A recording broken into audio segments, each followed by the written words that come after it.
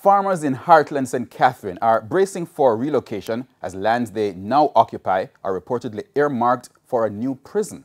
So where does that leave them? Jamaica Maitland has part one of this two-part In Focus special report, a bumpy road for Hartland farmers. Cash we should both, and you come and stop it. Frustrated, former sugarcane worker Deslin Ellis is weighing his next move after clearing the land to begin farming, only to receive a stop order to seize. It was issued by the Sugar Company Holdings of Jamaica, SCJ.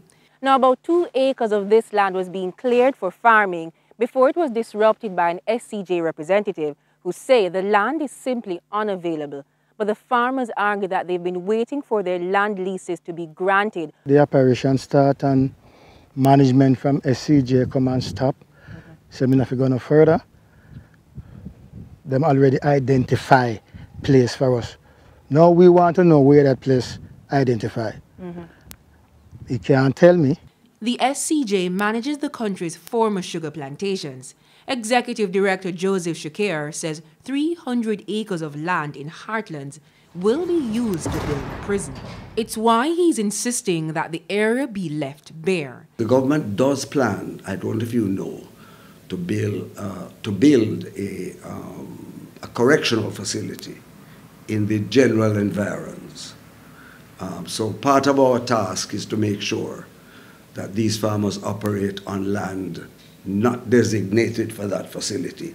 National Security Minister Dr. Horace Chang says the first phase of the prison will start this year. $98.1 million has been earmarked for it. We have identified the lands out in the plains of St. Catherine. We are looking at, however, starting as early as this year, a small section for high security, high value criminals. So where does that leave farmers who've been cultivating on the land for years? Some may have to be relocated from where is designated for the prison. The SCJ says it has identified 170 acres of land in another section of Hartlands. But the farmers are not rejoicing just yet.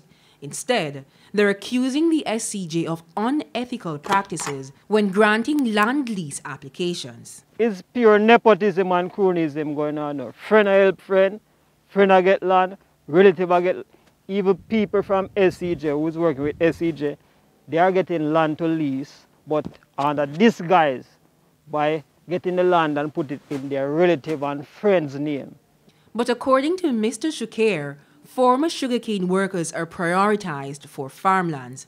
Of the 5 land leases granted in Hartlands, none of them are occupied by former sugarcane workers. I can't account for the conduct of every office I have. And there may be instances of nepotism. I don't think it's widespread.